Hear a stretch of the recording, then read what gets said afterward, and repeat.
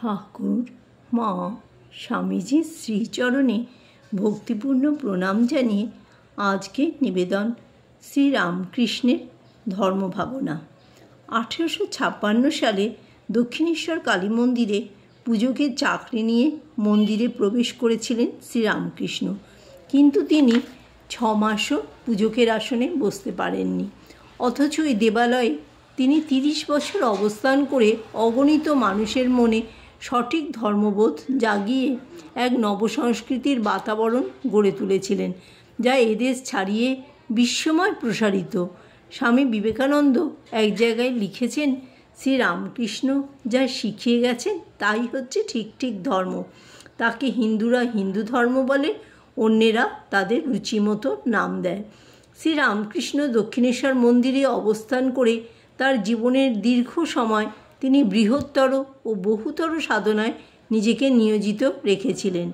সময় পরিসরে সেটি ছিল 19 বছর, 1856 থেকে 1874 খ্রিস্টাব্দ। এই সময় পরিসরে তিনি হিন্দু ধর্মের ভক্তিযোগ, হঠযোগ, তন্ত্র সাধনা, কর্তাভজা সাধনা, মধুর ভাব সাধনা এবং বেদান্ত সাধনা সমাপন করেছিলেন। হিন্দু ধর্ম ছাড়াও তিনি ইসলাম ধর্ম, জৈন ধর্ম, বৌদ্ধ ধর্ম, শিখ ধর্ম এবং খ্রিস্টান ধর্ম সাধনা করেছিলেন। বর্ণিত সাধনায় লিপ্ত থাকার সময়কাল হল 12 বর্ষ।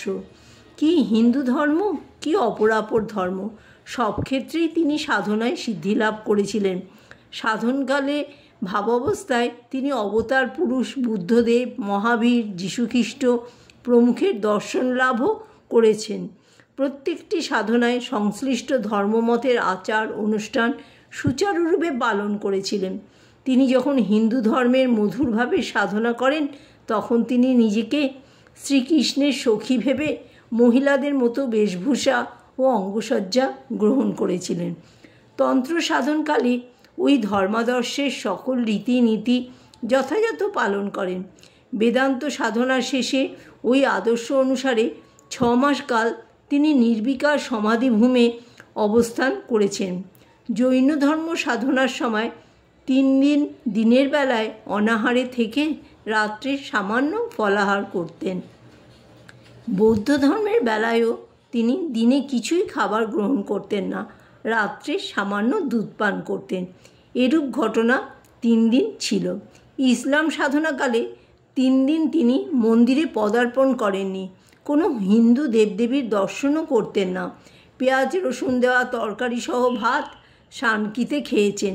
খ্রিস্টান ধর্ম সাধনকালে পাদ্রীদের ন্যায় ঢিলা আলখাল্লা পড়েছেন, রুটি ও ফল আহার করেছেন। সমস্ত ধর্ম সাধনা করে তিনি সিদ্ধান্ত টেনেছেন, যত মত তত পথ, অর্থাৎ ধর্মগুলো হচ্ছে বিভিন্ন পথ যা এক ঈশ্বরের কাছে নিয়ে যায়।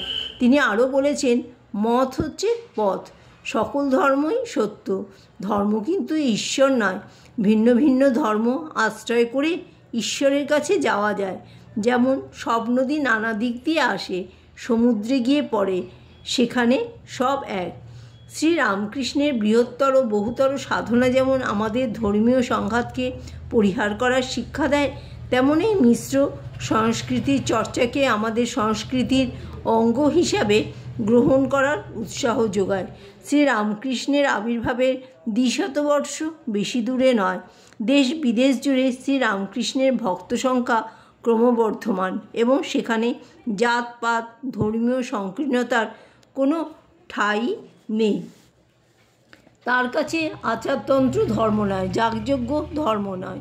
সাধনার জন্য মন্দির, মসজিদ ও গির্জায় গমনও অনিবার্য নয়। তারই শিক্ষা ধ্যান করবে মনে কোণে বনে। নির্জনে মনকে সংযত করা, সৎচিন্তা, সদ্ভাবনা ও মানুষকে ভালোবাসাই ধর্ম। অহং ত্যাগ করা, স্বার্থচিন্তা নস্যাৎ করা এবং অর্থ বা ভোগের পিছনে না ছোটাই ধর্মাদর্শ। শ্রী সারদা দেবীকে ষোড়শী পূজার মাধ্যমে সর্বজনীন মাতৃত্বে তিনি প্রতিষ্ঠা করেছিলেন। সারদা দেবী নিজেও ছিলেন প্রজ্ঞাময়ী, তার উপরেই পরোক্ষ দায়িত্ব অর্পণ করেছিলেন তার আদর্শবাহী তরুণদের সংগঠককে পরিপক্কতা ও পরিপুষ্টতা দিতে।